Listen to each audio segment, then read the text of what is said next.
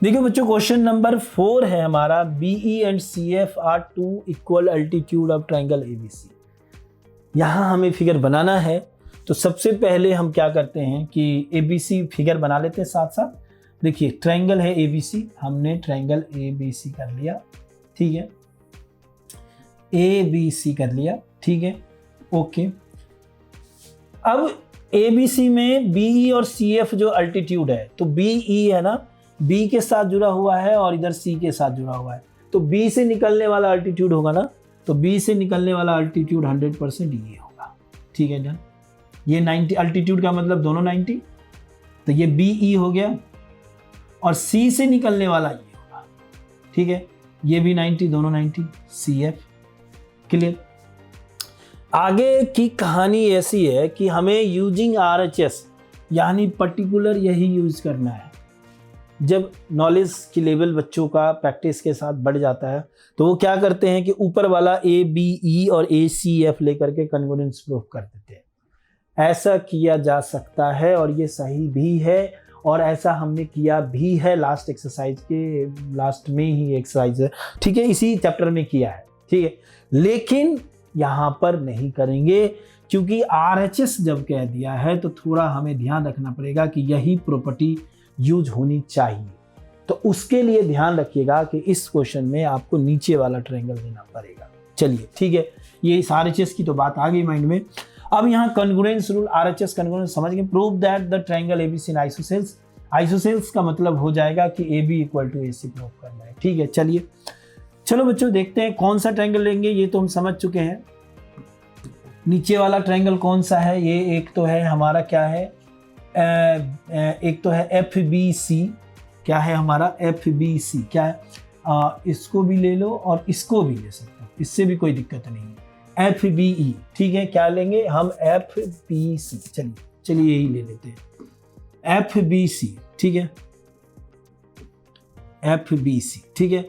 दूसरा कौन सा ट्रायंगल ले हम, क्या मन कर रहा है, FBC ले लिए। इधर से ले लेते हैं ECB, क्या लेते हैं, ट्रायंगल ECB, ठीक है, ओके।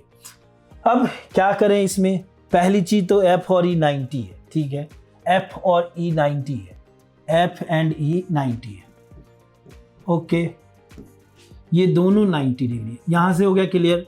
दूसरी चीजें और कुछ गिवन मिल रहा है, यहीं पे मिल गया कि ये इक्वल है, अल्टीट्यूड इक्वल है, ओके, तो ये भी हम लिख सकते हैं BE इक्वल टू CF, ये भी हमने लिख लिया BE equal to CF, since altitude are equal, altitudes are equal, ये गिवन है, ओके।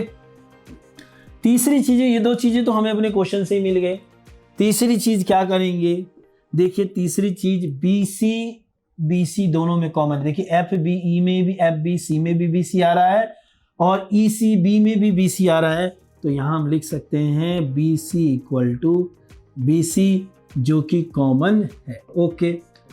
तो कॉमन होने की वजह से अब हम उस प्रॉपर्टी को देखेंगे, क्या हमने पर्टिकुलर वो प्रॉपर्टी प्रूफ किया है, बिल्कुल किया है। देखिए 90 लिया है, एक से ही पता कर लेते हैं, ये हमारा राइट एंगल है, उसके सामने वाला BC लिया है, बिल्कुल परफेक्ट है, ये हमारा हाइपोटेनियस है RH, और एक अदर कोई साइड लिया है, CF लिया है, बिल्कुल लिया है, तो इस तरीके से ये साइड है।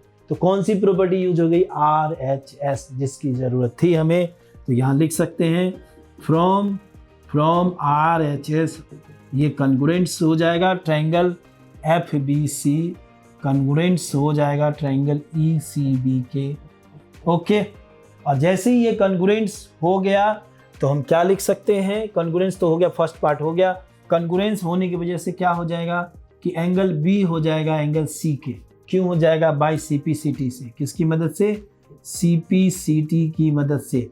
और जैसे ही angle B equal to C हो गया, तो बड़े वाले अगर ट्रायंगल में जाएं तो एंगल B के सामने AC है और C के सामने AB है, तो यहाँ हम लिख सकते हैं AC इक्वल टू AB। अब ये क्या हो गया, ये क्या शो कर रहा है कि ABC एक आइसोसेल्स ट्रायंगल है, तो यहाँ क्या लिख सकते हैं, hence triangle ABC is isosceles triangle. Isosceles कहते हैं, कुछ लोग आइसोसेल्स कहते हैं, जो भी हो यही हमारा, ठीक है, isosceles triangle, ABC is isosceles triangle, triangle लिख दीजिएगा अच्छे से। Okay done. तो इस तरीके से क्वेश्चन 4 में कुछ नहीं है, ध्यान रखने वाली बात सिर्फ इतनी है कि जो RHS कह रहा है कि हमें RHS यूज करना है, RHS की जगह नहीं, तो अगर ये क्वेश्चन मान लीजिए 3 मार्क्स के आते हैं और दूसरी प्रॉपर्टी से आप प्रूव कर दीजिएगा तो सीधा कट होके 1.5 मार्क्स मिलेगा आपको। क्यों ऐसा रिस्क लेना, है ना, रिस्क लेना ऐसा क्यों है जिसकी वजह से इतने मार्क्स हमारे कट जाए। ठीक है, डन, ओके। चलिए आगे बढ़ते हैं।